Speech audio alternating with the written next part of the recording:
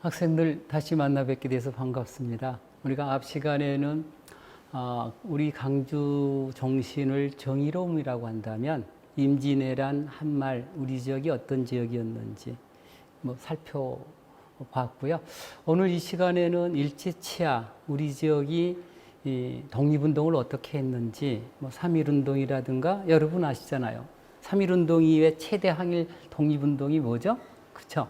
강주학생 독립운동의 현장. 그래서 강주학생 독립운동이 어떻게 발발했는지, 전개됐는지, 그리고 우리 지역은 일제야 독립운동사에 어떤 평가를 받아야 될 건지 이런 얘기들을 해보면서 이런 것들이 우리의 정체성인 정의로움에 어떤 영향을 끼쳤을까 하는 걸 여러분들이 한번 생각을 해보시기 바랍니다.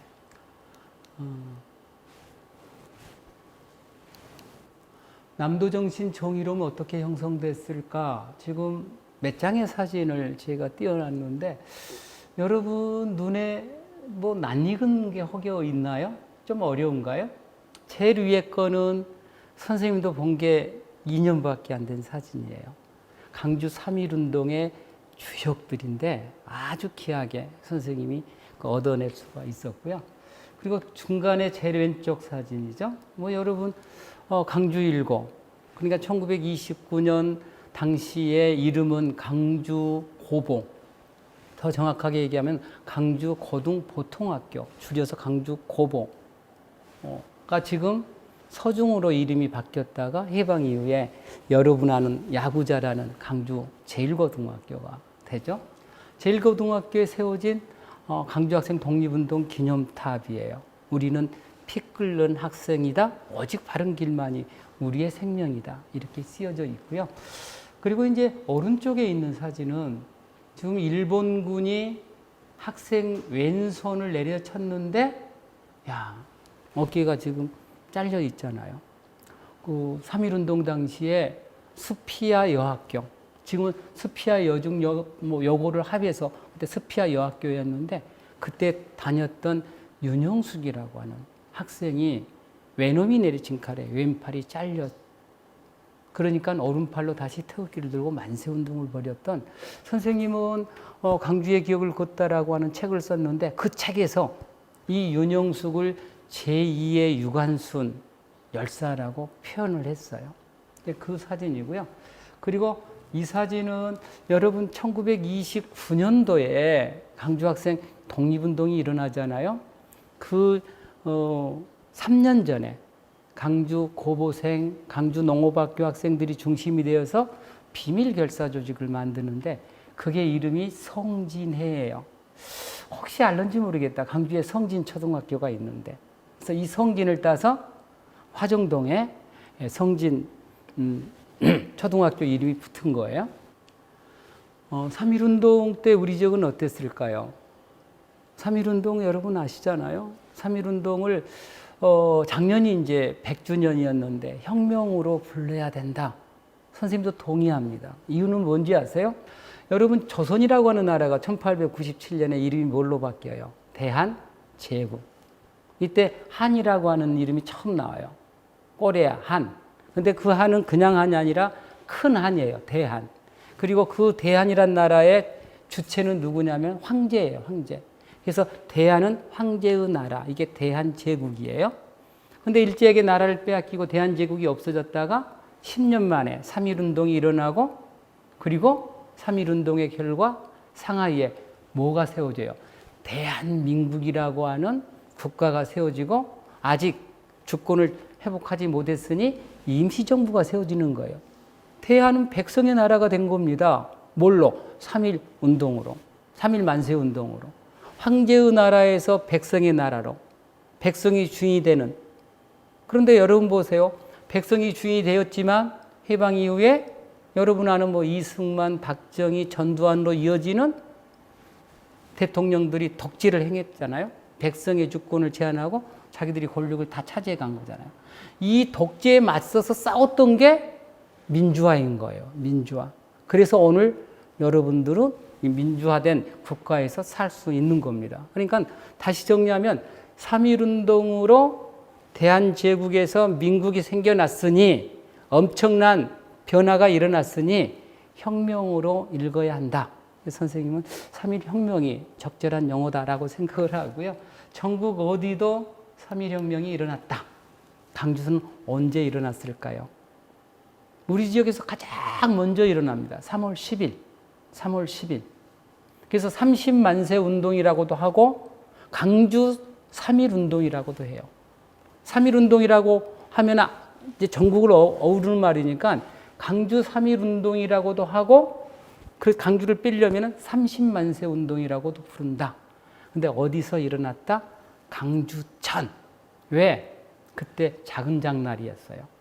여러분, 지금은 이런 그 5.1장의 흔적이 남아있는 게 뭐 별로 없잖아요. 말바우 시장 정도 있는데 알는지 모르겠다. 북구에 말바우 시장이 있는데 옛날에 강주천변에 지금 강주공원 앞자락, 강주천 자락에 큰 장이 섰어요. 사직공원 앞쪽에 강주천 자락에 작은 장이 섰어요. 그런데 원래는 뭐 좀 이따 나오겠지만 3월 8일 큰 장에서 사람들이 많이 모일 때 만세운동을 보려고 했는데 인쇄등이 안 돼요. 준비가 안 돼. 그래서 10일 작은 장날로 딜레이 돼서 작은 장날 강주천에서 시작이 됐는데 여러분 지금 강주천은 전혀 다른 모습이 돼 있어요. 옛날 강주천은 지금보다 넓이가 한 5배 정도 넓었고요. 사행천이어서 물이 꼬불꼬불 흘러가는데 그 앞뒷면에 모래사장이 형성됐단 말이에요. 지금은 반듯하잖아요. 강주천. 언제? 1920년대 일제에 의해서 직선화 공사가 되어져서 옛날의 흔적이 사라졌다 하는 것까지 말씀을 드리고 아무튼 강주의 3.1 운동은 강주천에서 시작이 됐다. 여러분 이 정도는 뭐 아실 수 있을 것 같아요. 3.1 운동이 일어나기 전에 동경에서 28 독립선언을 학생들이 먼저 했다. 이건 아시잖아요. 그런데 독립선언의 주인이 됐던 준비하고 독립선언서를 인쇄하고 했던 사람들이 선생님이 들여다보니까 놀랍게도 강주 사람들이었고 더 놀라운 것은 정강호, 최원순 등이 여러분 이제 처음 듣는 분일 거예요. 중심이 되는데 그분이 놀랍게도 강주 동구에 소속되어 있는 소속초등학교. 그때는 강주 보통학교라고 그랬어요. 보통학교 출신들이었다. 놀랍잖아요. 우리 강주 동구의 선배였던 정강호, 최원순 등이 일본의 와세다 대학 등등에 유학 가서 28 독립선언의 주축이 되었다. 그리고 2월 2일 날 정강호라고 하는 분이 그 28 독립선언서를 들고 와서 서울에 왔고 서울에 유학하던 김범수 등 강주 출신들이에요. 서석 초등학교 나왔어요. 모의한 다음에 장성에 내려와서 인쇄를 해요. 인쇄. 그리고 3월 10일 날 강주에서 만세운동이 일어났을 때 배포가 된다. 아무튼 28 독립선언서를 가지고 들어왔던 분이 최초로 우리나라에 정강호인데 서석초등학교 출신 강주 분이셨다 하는 말씀을 여러분에게 드리고요. 아까 말씀드렸던 것처럼 뭐 좀 어렵잖아요.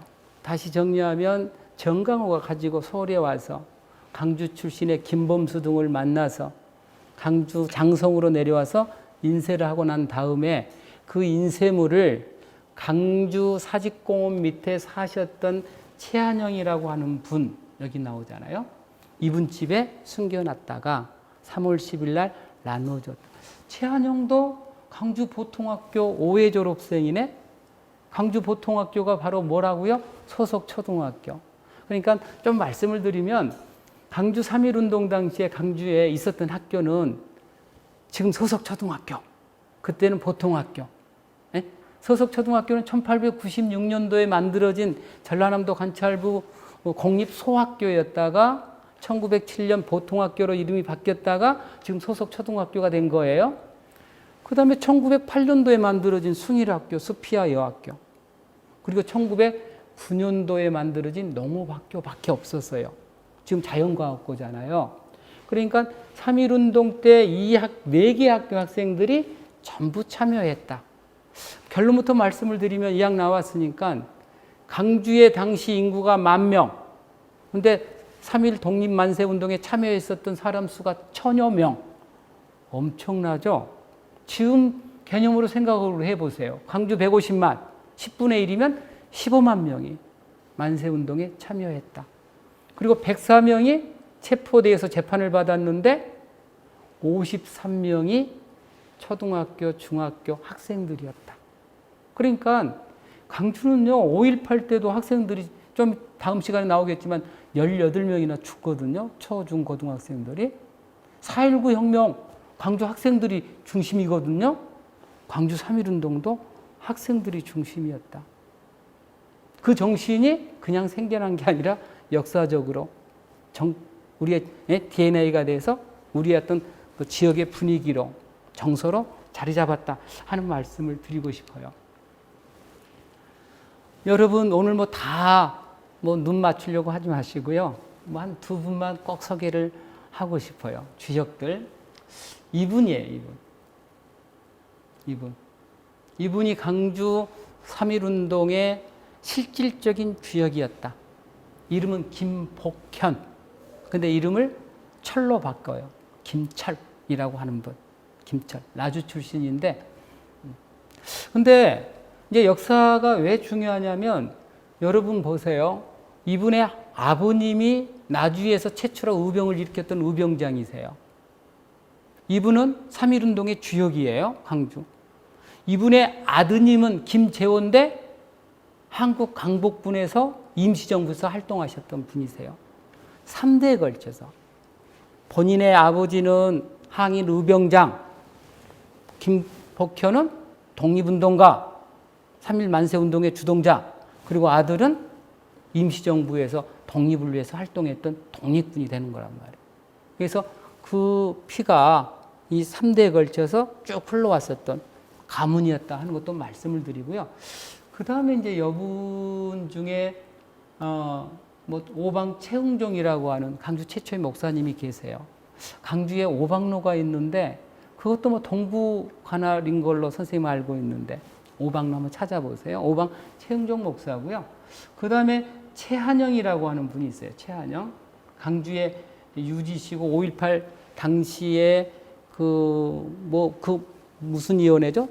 그 수습위원회 위원장을 하셨던 강주의 명망가이셨던 최한영. 이 최한영 선생의 집에서 농업학교를 졸업하셨는데 강주 3.1운동 당시에 모든 인쇄물을 이 최한영 선생 집에서 인쇄했고 숨겨놨던 분이 바로 이분이시다. 뭐 이런 정도만 알고요. 뭐 넘어가도록 그렇게 하겠습니다. 아까 말씀을 드렸던 것처럼 강주 3.1운동을 준비했던 그룹은 크게 두 그룹이에요. 하나는 양림동에 거주하셨던 기독교 계통의 분들. 그때 이제 강주 읍성이 있었고, 읍성 안에 북문안교회가 있었는데, 1908년도에 유진벨이라고 하는 분이 최초로 강주에 오셔서 이제 기독교를 전파하시잖아요. 그래서 양림동이 기독교인들의 어떤 상징적인 장소가 됐는데, 거기에 주도적인 임무를 담당했던 아까 최흥종이라든가 김복현 등이 기독교인이었다. 이분들 이제 중요하고요.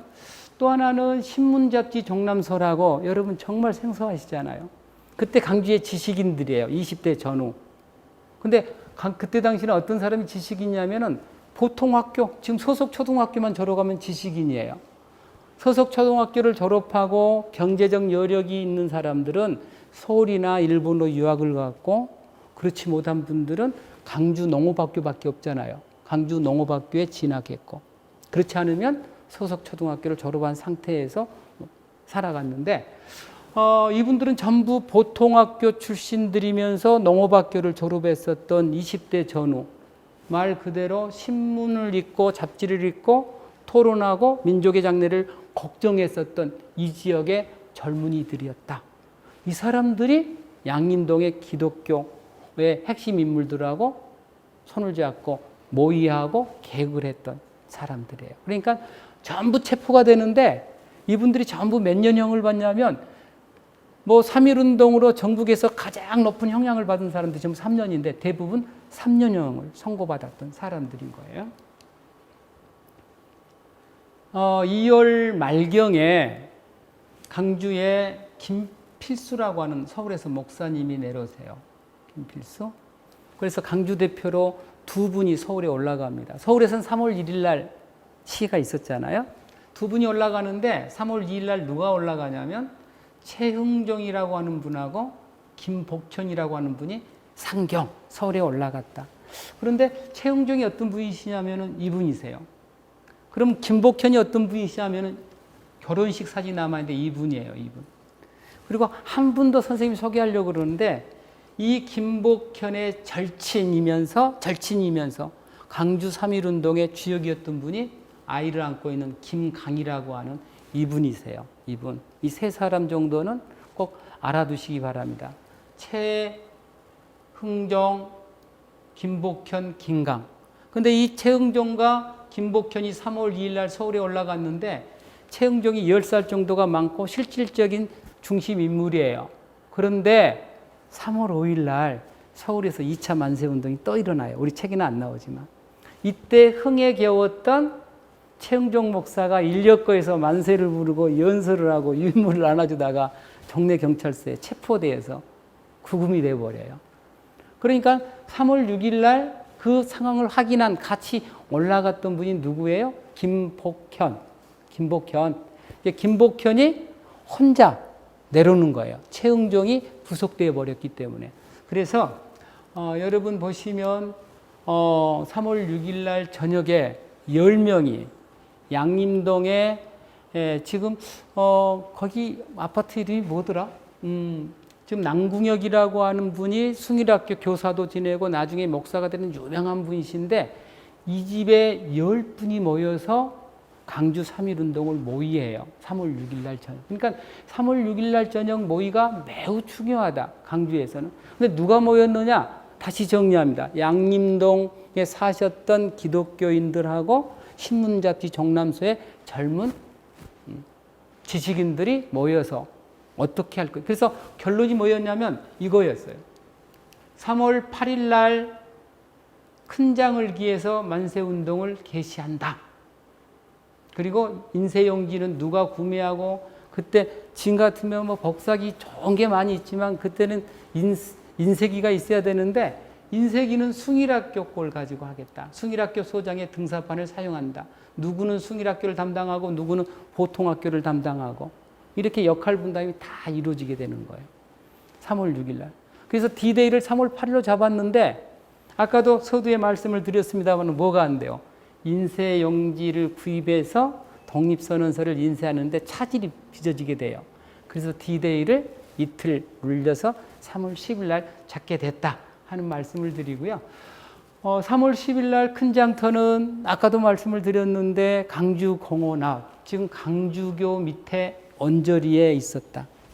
여기에서 최초로 200여 명이 모여서 김복현 등에 의해서 대한독립 만세를 부르고 강주 3.1운동 개시를 선언한 뒤에 500여 미터 올라오면 지금 사직공원 앞에 작은 장터가 있었는데 그날 작은 장날이었기 때문에 사람들이 많이 모이는 작은 장터로 이동하게 됩니다.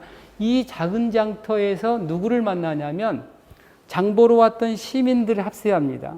그리고 숭일학교, 수피아 여학교 학생들이 함께 합세합니다. 그래서 1000여 명의 무리가 형성이 되어서 그 무리들이 충장로 일대를 행진하면서 만세운동을 벌였고 그리고 강주 우체국 앞에서 피빛내 나는 일제 진압이 있었을 당시에 아까 여러분 혹시 기억나시나요? 제2의 유관순. 그렇죠. 윤형숙이라고 하는 스피아 여학생이 왼손이 잘리게 되는 거예요. 지금 작은 장터로 이동하게 되는데요. 이 사진 한번 잘 보세요. 이게 작은 장이에요. 작은 장. 여기 작은 장. 지금은 물길이 이렇게 쭉 흐르는데 옛날 이렇게 큰 물줄기가 이렇게 흘렀어요. 여러분 양림 팔축소가 지금 여기에 있고요. 여기에 있고요. 여기에 지금 양파정이 있어요. 양파정. 사직공원에서 쭉 이렇게 뻗어 나왔었던 뭐라고 하나요? 한 줄기인데 양파정이라고 하는 정자에서 찍은 사진이에요. 그러니까 여기가 놀랍죠. 20년 언저리의 강주니까 100년 전에 이런 모습이었단 말이에요. 우리 강주가. 그때 10,000명 살았다니까요. 지금 150만 사는데 상상이 안 되죠. 그래서 여기에서 1,000여 명의 무리를 이룬 다음에 이렇게 쭉 가면 여기가 지금 도청 정도 돼요. 도청 정도. 여기가 충장로 일대예요. 이렇게 쭉 가면 뭐가 나오냐면 그걸 그때 당시로는 서문통이라고 했어요. 충장로 우체국이 나와요. 충장로 우체국. 우체국에서 잘 생각해 보세요. 좌회전하면 충장로 쭉 따라 올라가게 되잖아요. 그래서 어디 나오냐면 충장로 파출소까지. 여기가 지금 5가인가요? 4가인가요? 이 충장로 파출소까지 옛날에 뭐가 있었냐면 강주 읍성 아니에요. 갔다가 되돌아오는 시위를 했었다. 그때 금남로는 거의 없었던 길이에요. 그래서 행진 루트가 방금 말씀을 드렸던 것처럼 작은 장에서 요 쭉 가면은 아까 작은 시장이 나와요. 강주천이 나오고 이렇게 쭉 올라오면 여기가 이제 서문통, 서문으로 가는 길이다 이런 뜻이에요. 서쪽문. 그리고 지금 전남여고라고 여러분 아시는지 모르겠네요. 이게 동문통이에요. 동문으로 가는 길이에요.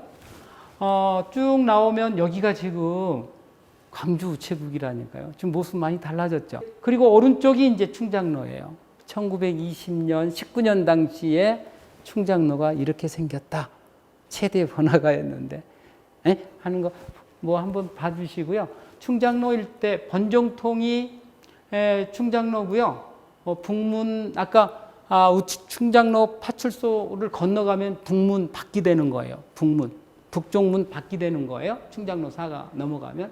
그래서 갔다가 되돌아와서 지금 여러분 궁전대가점 정도는 이해할 줄 모르겠다. 궁전대가점 맞은편에 지금 삼복서점이 있는데 삼복서점 자리가 그때 강주경찰서 자리였어요. 일제 강주경찰서.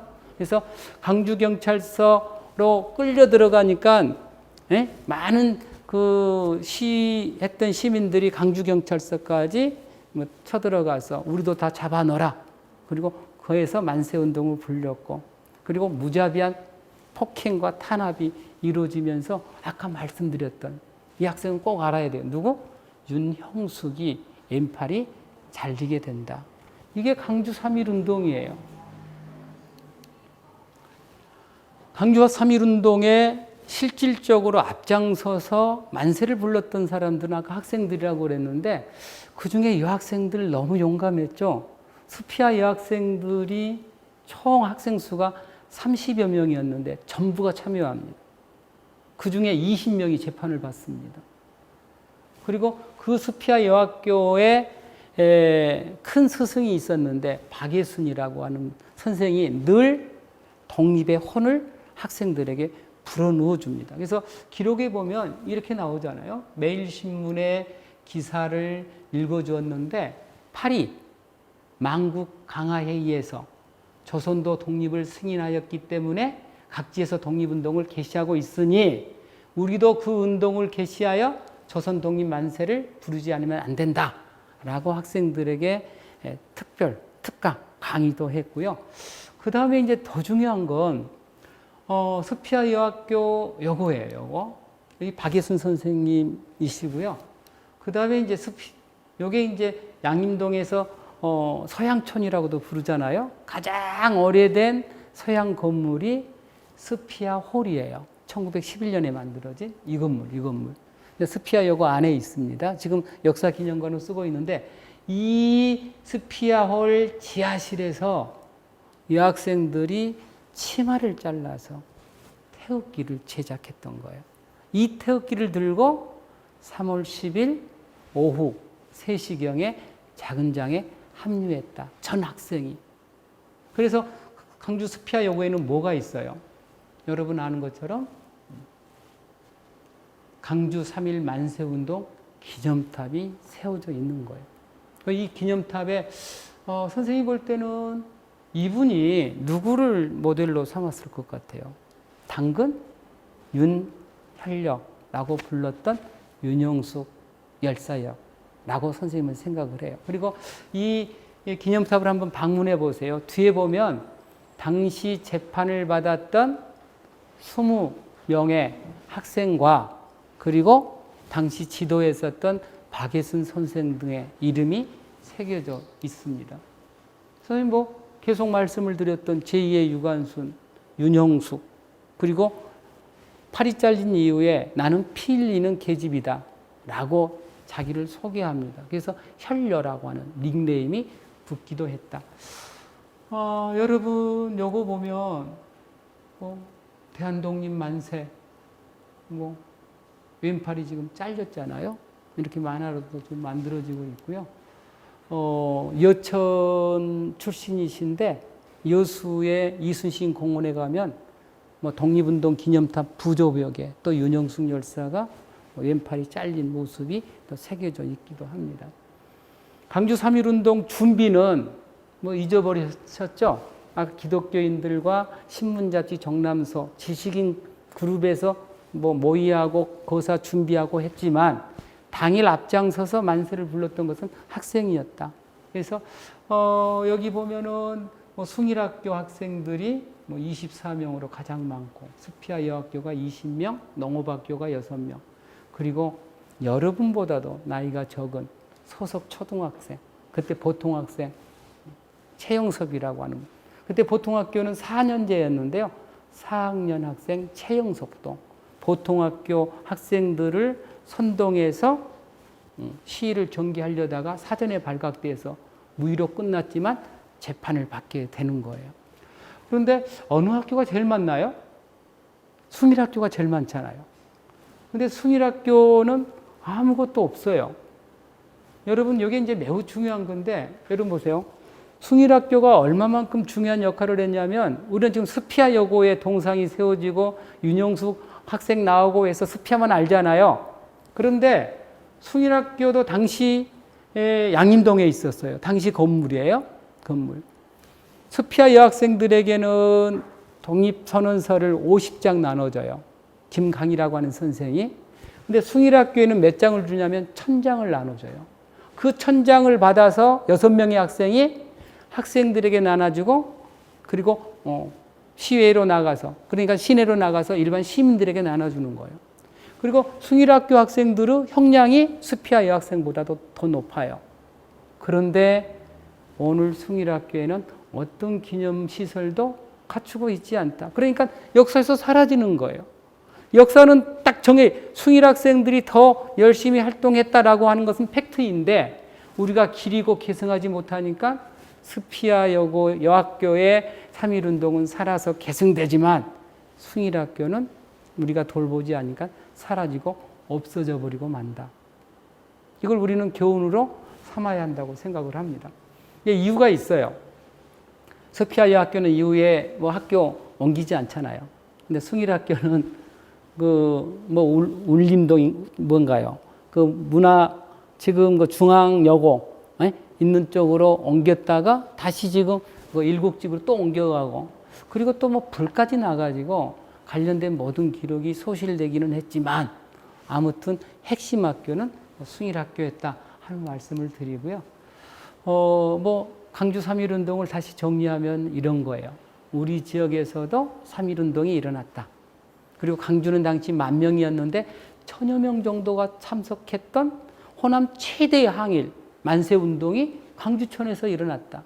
3월 10일 날 큰 장터에서 시작해서 작은 장터로 갔고, 그리고 그 시위 도중에 윤형숙은 왼팔이 잘리기도 했지만 그럼에도 불구하고 오른손으로 태극기를 들어서 만세를 불렀다. 그리고 태극기를 들고 시위에 앞장섰던 것은 학생들이었다. 그 학생들의 전통이 10년 후에 뭘로 연결될까요? 그렇죠. 1929년 광주학생 독립운동으로 이어지게 되는 거예요. 광주학생 독립운동, 아까 요 탑이 어느 학교에 세워져 있었다? 예, 광주 제1고등학교. 줄여서 강주1고에 세워진 기념탑이잖아요. 우리는 피 끓는 학생이다. 오직 바른 길만이 우리의 생명이다. 라고 쓰여 있다니까요. 여러분, 광주의 학생들은 어찌 보면 피 끓는 학생일 수도 있어요. 전부가. 정의로움이라고 하는 씨앗을 가슴에 품고 살아가는. 1929년 11월 3일, 이 날짜는 기억을 합시다. 이 날짜를 지금 우리는 학생 독립운동의 날인가? 이 날로 기리고 있잖아요. 이날은 일요일이었는데 학생들이 등교합니다.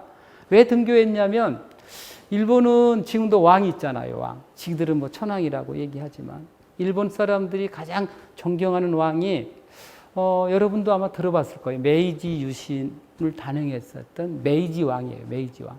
한자로는 명치라고 써요. 그래서 그 메이지 왕의 생일을 기리는 날이 명치절이에요. 11월 3일 날이 명치절이었다.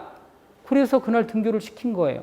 근데 그날은 어떤 날이냐면 아까 우리 봤죠? 최초의 비밀 결사했던 성진회가 3년 전에 1926년 11월 3일 날 결성했는데 3주년 결성 기념일이에요. 또 그날은 음력으로 10월 3일이니까 무슨 날인지 아세요? 당군 할아버지가 나라를 세웠던 개천절인 거예요. 그러니까 우리 할아버지 생일날도 기리지 못하는데 일본 메이지 왕 생일을 축하한다고 등교시켰으니 한국 학생들의 울분은 어떨 것인지 여러분 이해할 수 있을 것 같아요. 강주 학생 독립운동은 어느 날 갑자기 탁 튕겨나갔을까요? 저는 아니라고 생각을 해요. 뭔가 차고 넘치니까 폭발됐다라고 생각을 하는 거예요. 뭔가 배경이 축적되어 있으니까 강주에서 일어난 거잖아요. 배경이 뭘까요? 역사적으로 우리 지역은 뭐예요? 통학농민운동, 일본 놈들 몰아내자고. 그 다음에 의합 시간에 우리 봤잖아요. 항일 독립운동. 여러분의 아버지, 삼촌들은 일본하고 싸우면서 많은 사람들이 죽어갔던 것을 후배들은 알고 있는 거예요. 두 번째 뭐예요? 여러분, 우리 지역은 엄청난 지금 동학농민운동 나왔네요. 그 다음에 경제적 수탈지예요. 일제치하에. 토지조사 사업이라고 들어보셨을 거예요. 쌀 수탈지입니다. 나주 영산강 유역이 중심지였단 말이에요. 왜 나주 영산강에는 일본 사람들이 많이 살았을까요? 말할 것도 없잖아요. 나주 영산강의 토지를 전부 일본 놈들이 가져간 거예요. 그래서 선생님이 그 일본의 뭐 자료를 뒤적이다가 신문 기사를 하나 발견했는데 너무 충격적이었어요. 나주에서 땅 사실 분 강고, 치안 확보, 소출량, 수확량은 비슷함. 근데 결정적인 이거예요. 가격은 일본의 10분의 1.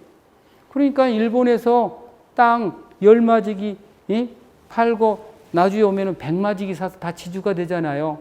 왜 일본 학생들이 나주에 많이 살고 강제 통학했는지 이해가 되셨죠? 이런 것에 대한 울분, 이런 것들이 있었던 것이고, 그 다음에 지금 그 1915년에 영산면 경지 면적 82%가 일본 사람들 소유였으니 한국인 학생들이 일본인 학생들에게 어떤 감정이었을 것인지 이해하실 수 있을 것 같아요. 지금 나주 영산포에 가면 구로즈미 이따로라고 하는 사람의 저택이 지금도 남아 있어요. 이 사람은 무려 얼마의 땅을 가지고 있었냐면 330만 평이라니까요. 330만 평, 1100 정도. 330만 평이 어느 정도인지 여러분 감이 안 오시죠? 여러분이 살고 있는 아파트가 30평이에요. 전남대학교가 30만 평이거든요. 이게 전남대학교보다도 10배가 넘는 땅을 일본 구로즈미 이따루라고 하는 사람이 나주에 들어와서, 그러면 일본 사람들의 토지가 많아질수록 누구의 토지는 줄어들겠어요? 한국인 토지는 줄어들잖아요. 뺏기잖아요. 헐값으로 넘어가잖아요. 한국인은 대부분 뭐 하게 돼? 일본인이 가지고 있는 토지의 소장농으로 전락하잖아요. 그 자식들이 커가면서 일본 학생들에 대해서 어떤 감정을 가졌을까요? 자, 이런 게 이제 이런 역사적 배경이 있는 거예요. 그리고 이제 여러분 그것뿐만 아니라 실질적으로는 뭐냐면, 저는 이제 결론적으로 말씀을 드리면 학생들의 역량이 확보되었다. 뭘 통해서? 성진회라고 하는 비밀 결사 조직을 통해서. 혼자서는 할 수 있는 게 없어요. 조직을 만드는 거예요. 우리의 적이 일본이다. 우리의 목표가 독립이다. 라고 하는 것을 같이 공유해야 큰 힘을 발휘할 수가 있는 거란 말이에요. 그래서 나오겠지만 성진회 만들어져요. 학교마다 독서회라고 하는 비밀 조직이 만들어져요. 강주 고보도, 농업학교도, 사범학교도. 1920년대가 되면 20년 강주 고보가 만들어지고요. 21년인가 사범학교가 만들어지고 지금 교육대학의 전심. 그리고 25년도에 강주 여고보, 지금 전남여고가 만들어져요. 그러니까 20년대 이런 학교 학생들이 이제 강주 학생 독립운동을 주도하게 되는 거죠. 그리고 여러분, 이 표현 익숙치 않죠? 맹휴투쟁. 뭐의 준말이냐면 동맹휴학. 일본인 교장, 선생, 일본인 학교, 일본인에게 대항할 수 있는 학생들의 유일한 방법은 뭐밖에 없어요? 단체로 우리 시험 안 봐. 단체로 우리 학교 안 갈 거야. 이런 게 동맹휴학이란 말이에요. 이게 이제 맹휴투쟁이라고 해요. 이런 걸 통해서 학생들의 항일 역량이 축적되어 있었던 터에 1929년 10월 30일 나주역 앞에서 일본 중학생이 후쿠다가 우리 한국 여학생 박기옥, 이강춘 이런 여학생의 댕기를 잡아당기면서 희롱했던 사건이 우연히 발생했고, 그걸 기하로 3일 후에 강주에서 대규모 학생 독립운동이 일어났다. 그러니까 단순하게 나주역에서 댕기를 잡아다녔기 때문에 일어난 게 아니라 그 이전에 이미 배경들이 있었고 학생들의 역량이 축적되어 있다고 하는 사실을 꼭 기억해야 된다고 선생님은 생각을 합니다. 여러분 보세요. 참 대단한 학생들이에요. 1926년 11월 3일 날 송진애라고 하는 비밀결사가 최초로 결성이 되는데, 이분 한번 이름을 꼭 기억해 두세요. 장제성. 네? 강주 학생 독립운동의 총책임자이세요. 3.1운동으로 여러분 서울에서 33인들도 3년형을 받았잖아요. 강주도 3년 받았지만 최고가. 이분은 1차에서 7년형을 받아요. 7년형. 그러니까 강주 학생 독립운동 관련된 모든 사람 중에서 가장 높은 역량을 받았던 분이 장제성이니까, 장제성은 뭐예요? 강주 학생 독립운동의 총책임자. 어디 학교 나왔을까요? 당연히 서석초등학교, 동구에 있는 서석초등학교를 나옵니다. 그리고 강주 고보를 졸업합니다. 그리고 강주 학생 독립운동을 지도합니다. 성진회를 결성했고, 좀 이따 나왔지만 독서회를 결성하는데 주도적 역할을 담당했고, 1929년 11월 3일 날 시위를 주도했고, 2차 시위인 11월 12일 시위를 기획하고 주도했던 혐의로 체포가 되고, 그리고 7년형을 선고받았지만 장제성은 아직도 독립운동가로 소원되지 못하고 있다. 그 얘기는 조금 이따 하겠습니다. 아무튼 호남의 수재들이었다. 강주고보에 초등학교를 졸업하고 중고등학교 과정이거든요. 고보가 5년제 중고등학교 과정. 여기 몇 명 뽑냐면 100명. 그러니까 호남에서 한 10대 1이 넘어요. 공부를 제일 잘했던 천재들만 오는데, 와가지고 공부만 열심히 해서 일본인 회사라든가 관청에 들어가면 먹고 살고 출세할 수 있지만 그 길을 포기하는 거잖아요. 왜? 정의로운 길이 아니었기 때문에. 독서회를 결성합니다. 강주 고보생들은 여러분 무등산에 가면 중몰이째에서 결성을 하고요. 농업학교는 무등산 밑에 세인봉이라고 있습니다. 산에 아빠 따라서 간 학생들은 아실런지도 모르겠어요. 사범학교는 수피아여고 뒷산이니까 양림산에서 독서회가 결성이 되는 거죠. 여러분 금남로에 뭐가 있냐면 지금 금남로 근린공원이 있습니다. 그 자리에 뭐가 있었냐면 여러분 한자를 읽을 수 없잖아요. 장제성, 이거 한글이네. 빵집.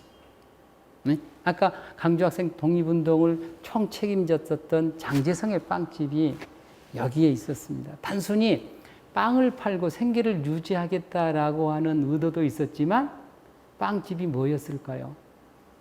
그 학생들은 아지트였다는 거죠. 아지트. 그리고 여기가 이제 뭐였냐면은 김기곤 문방구점이에요. 문방구점.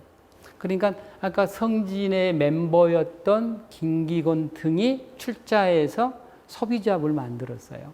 물론 자금을 확보하려는 의미도 있었지만 이 건물 2층이 학생들이 빵을 먹은 척 위장해서 자기들의 비밀 아지트 역할을 했기 때문에 매우 중요하다. 그래서 여러분 금남로 가시면 지금도 근린공원에 선생님이 작년에 강주시청하고 그 역할을 하면서 그 독립운동 현장 표지석을 세웠는데 김기곤 문방구점 장지성 빵집에 표지석을 세웠거든요. 가서 한번 확인해 보시기 바랍니다. 강주학생 독립운동에 아지트가 있었던 곳이다. 맹의투쟁은 아까 말씀을 드렸어요. 뭐의 준말? 동맹휴학. 그러니까 예를 들면 이런 거예요. 최초의 동맹휴학이 24년 6월에 강주고보하고 그 다음에 일본인 선발팀과 야구 경기가 있었는데 일본 선발팀이 마지막 1대0으로 지고 있는데 9회 말인가 시합 중에 이제 심판이 일본 학생이 홈으로 뛰어 들어올 때 이제 강주 고보가 태그하고 죽였잖아요. 그런데 그때 이제 심판에 불만을 품고 그 응원부장이었던 일본 사람 안도가 항의하면서 집단 패싸움이 이루어지게 되는데 그때 이제 강주 고보 야구 학생들하고 일본 학생들이 잡혀 들어갔지만 일본 학생들은 금방 훈방 조치하고 강주 고보생들은 계속 경찰서에 감금하자 학생들이 이에 항의하면서 맹유투쟁을 벌인 게 출발이었다. 이 맹유투쟁은 이후에 이경채 사건이라고 조금 어려워요. 바로 1년 전에 대규모 맹유투쟁이 일어나요. 무려 5개월 동안이나 지속된 투쟁의 결과 16명이 재판을 받아서 실형을 선고받았고 39명이나 퇴학을 당했고 그리고 왜 전교생이 500명일까요? 100명씩 5학년이니까. 그러니까 우리 이제 재밌는 거 한번 보세요. 20년에 강주 고보가 학교를 세워요. 해방이 되던 45년까지 25년 동안 2,500명이 졸업을 해요. 그런데 무려 300명 가까이가 퇴학을 당해요. 왜 퇴학당했을까요? 싸웠기 때문에가 아니죠. 뭐예요? 독립운동하고 맹의투쟁하고 그 퇴학당했던 고보생들이 전부 전남 지역으로 가서 노동운동, 농민운동, 계몽운동을 담당하는 거예요. 그래서 독립운동을 했던 거예요.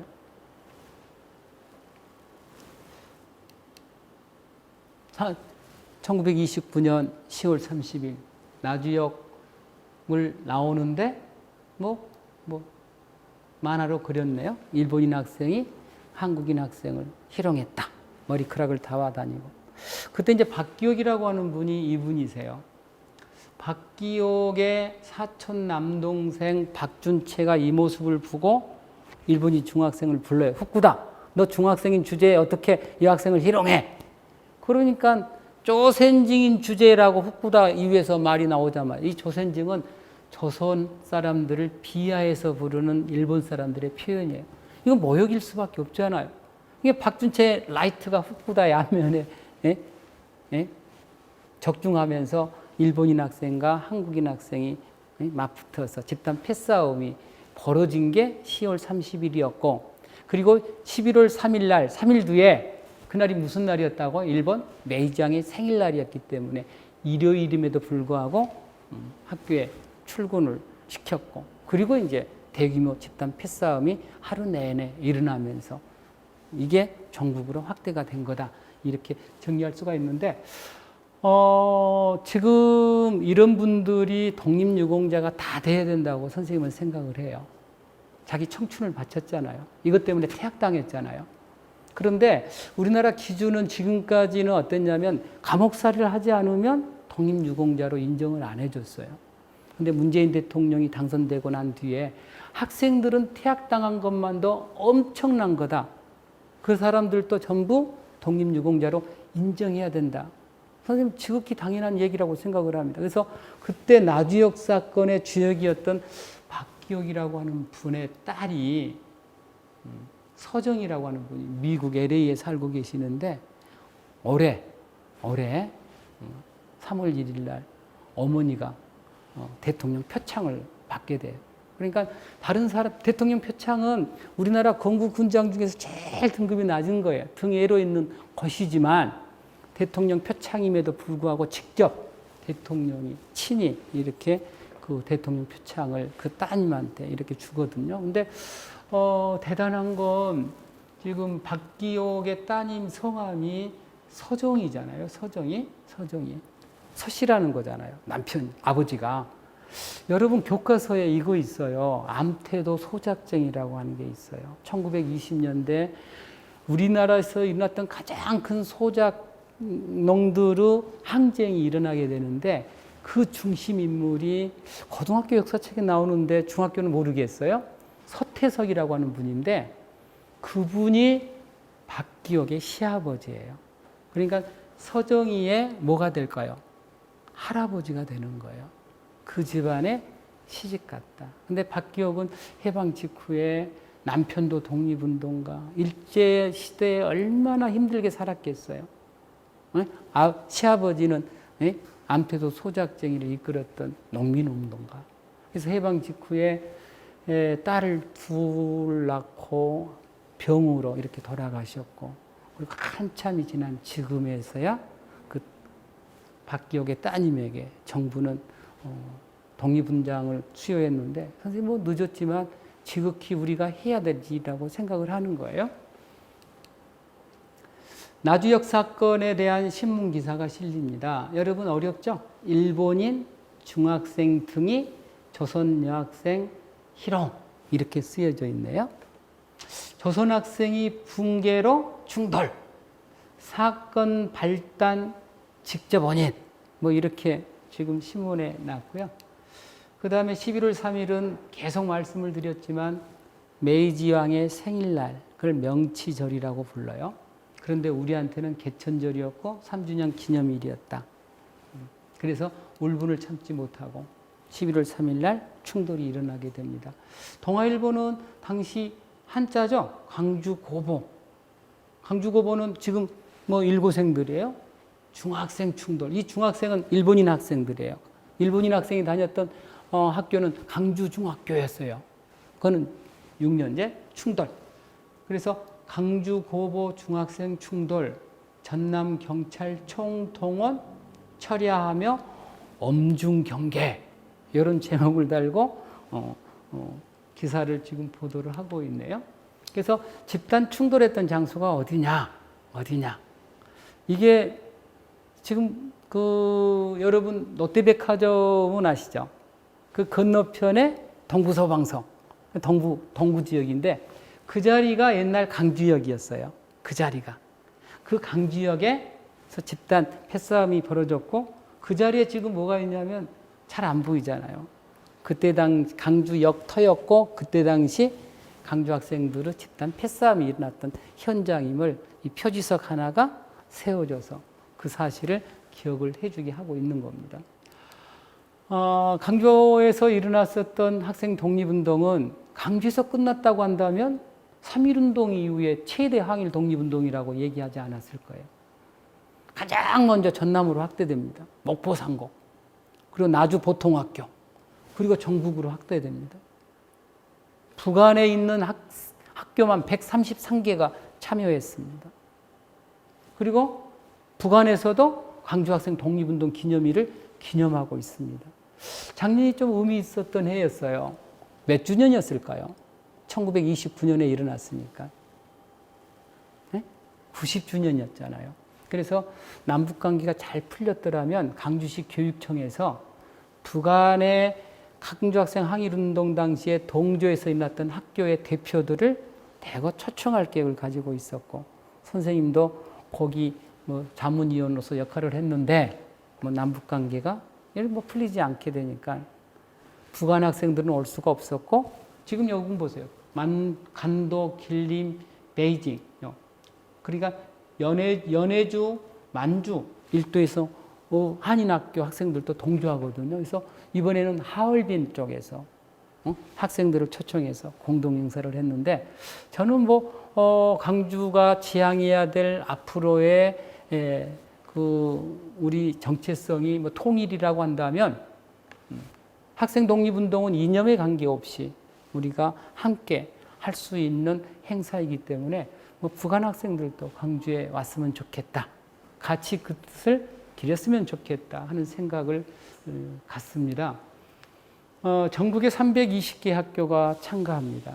그런데요, 여러분 교과서에는 172개 학교라고 써있는 교과서가 많아요. 일부 교과서는 지금 320개로 지금 바꿔줬거든요. 172개라고 썼던 것은 일본 측 기록에 의거한 거예요. 여러분 생각해 보세요. 일본의 사람들은 강주 학생 독립운동에 참여한 학교가 많아야 돼요? 적어야 돼요? 당근 적어야 되잖아요. 그래서 축소할 대로 축소한 거예요. 10여 년 전인가요? 강주시 교육청에서 전문 학자들에게 의뢰해서 조사했더니 320개 학교. 최근엔 더 늘어나서 350여의 학교가 참여한 걸로 확인되고 있고, 그리고 7만 5천 명 이상이 참석을 했는데, 그때 당시에 중고등학교 학생들은 90%가 참여하게, 90% 이상이. 그리고 지금 초등학교에 해당되는 보통학교 학생들도 상당수의 학생들이 어린 나이였지만 참여해서 조선의 독립을 외쳤다. 그 불씨를 뿜어냈던 지역이 여러분이 살고 있는 강주다라고 선생님은 얘기를 하는 거예요. 그래서 지금 기리는 기념물들이 있는데요. 화정동에 가면 기념회관이 있고 공식적인 기념탑이 있고요. 그리고 그때 참여했던 학교 정도는 우리가 알아야 되는데, 강주 고보, 지금 어디라고요? 야구 잘하는 일고에는 일고. 그 다음에 농업학교, 지금 뭐일까요? 학교 이름이 자연과학고에 여기에 있고요. 그리고 그때 사범학교, 지금 사범학교는 강주 교육대학이잖아요. 그래서 교육대학에는 이 기념탑이 세워져 있고요. 여학교 학생들이 있었잖아요. 강주 여고보, 강주 여자 고등보통학교 여고보, 지금 어디예요? 전남여고에는 이 비가 세워져서 그때 90년 전에 선배들의 독립정신을 기리고 있다. 그리고 이제 아까 최소한 선생님이 당부하고 싶은 것은, 강주 학생 독립운동을 총괄 지휘했던 분이 누구다? 장제성이다. 성진의 결성, 덕수의 결성, 11월 3일, 15일을 전부 기획하고 참여했던 핵심 인물이에요. 그런데 평생을 독립운동으로 살아왔어요. 그런데 해방 직후에 통일정부 수립을 위해서 노력하다가 여의치 않자 해주에서 열렸던 남조선 인민 대표자 회의, 그러니까 북한 정권을 창설하는데 남쪽 지역 대표자 일원으로 참석했다고 하는 이유 때문에 남쪽으로 내려온 이후에 체포되어서 또 7년형을 선고받고, 옛날에는 동명동에 감옥이 있었어요. 강주 감옥이, 형무소가. 지금은 동문 쪽에 있다가 일곡집으로 옮겼잖아요. 형무소가. 동명동에 있었는데 1950년 6월 25일 6.25 동란이 일어나자 인민군이 내려오니까 경찰들이 사회주의 사상을 가졌던 사람들을 전부 끌고 가서 총을 쏴 죽였는데 그 속에 장제성도 포함이 돼 있었어요. 선생님은 이렇게 생각을 합니다. 1920년대 이후에 사회주의 이념이 들어왔는데, 사회주의자였든 민족주의자였든 조선의 독립을 바랬을 뿐, 방법만 달랐을 뿐이란 말이에요. 친일하지 않았다고 한다면 누구도 독립유공자로 그 삶을 보상을 해줘야 된다고 생각을 합니다. 그런데 45년부터 48년 사이에 문제가 생기잖아요. 남북이 분단되는 가운데 남쪽에 대한민국이, 북쪽에 김일성이 중심이 된 조선민주주의인민공화국이 세워지면서 북쪽과 관련된 행동을 조금이라도 한 사람들은 그 평생을 살아왔던 독립운동자, 유공자에서 제가 되는 거예요. 그래서 장제성이 지금까지도 강주학생 독립운동이 3.1운동 이후에 최대 항일 독립운동에도 불구하고 그 총책임자가 독립유공자로 인정을 받고 있지 못하는 이 현실이 너무도 안타까운 거다. 그러니까 제일 중요한 것은 통일되면 무조건 해결돼요. 이 문제 해결되고, 두 번째 통일되지 않더라도 독립유공자, 여러분 이제 이거 하나 아셔야 돼요. 시간이 좀 없지만 정리를 하면 우리나라에 새마을 훈장은 있는데 독립훈장은 없어요. 건국훈장 속에 포함되어 있어요. 독립훈장이라고 한다면 1910년부터 45년 해방될 때까지 독립운동을 했던 것만으로 평가를 해요. 친일하지 않았다면.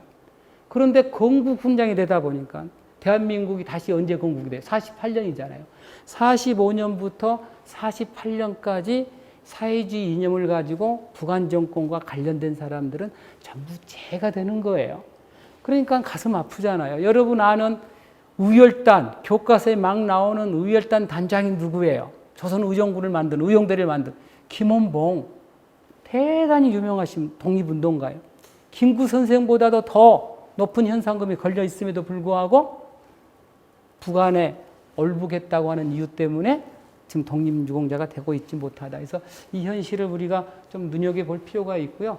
11월 3일을 학생의 날로 기념했는데, 뭐 옛날 1900 기념식장 모습이 이렇게 되어 있네요. 학생의 날 축하식장. 그리고 1999년은 강조학생 독립운동 70주년이었는데 이때 대통령이 누구였냐면 목포 출신인 김대중 대통령. 그래서 김대중 대통령이 직접 참가해서 뭐 격려했었던 그런 기억도 있습니다. 이후에 강조학생 독립운동은 끝난 게 아니에요. 1929년에 일어났던 독립운동의 어를 계승해서 40년대에는 이름이 서중으로 바뀌어요. 서중 학생들이 또 무등회라고 하는 비밀 결사를 조직해서 활동하다가 탈로가 되어서 또 3명이 죽음을 당하기도 합니다. 해방 이후에 그걸로 끝나는 게 아니에요. 강주 7 학생들은 나중에 반독재 민주화 운동의 또 중심에 서게 됩니다. 유신체제하에서 전국에서 최초로 데모를 일으켰던 학교가 바로 1고였던 것이에요. 여러분 왜 이게 중요하냐면 다음 시간에 이제 나오겠습니다만은 강주고등학교가 4.19 혁명의 중심 학교예요. 그래서 촛불 집회가 열렸을 때 제일 먼저 대자보가 붙어요. 근데 누가 시키지도 않았는데 학생들이 이렇게 쓰는 거예요. 우리들은 선배들의 4.19 정신을 계승해서. 이렇게 계승되는 거예요. 교과서로만 계승되는 게 아니라 이 기념물을 통해서, 책을 통해서, 지역사 공부를 통해서 그 정신이 계승이 되어지는 거다. 여러분은 선생님의 강의를 통해서 또 그 정신을 잊고 있는 겁니다. 선생님이 작년에 놀라운 기록을 하나 봤습니다.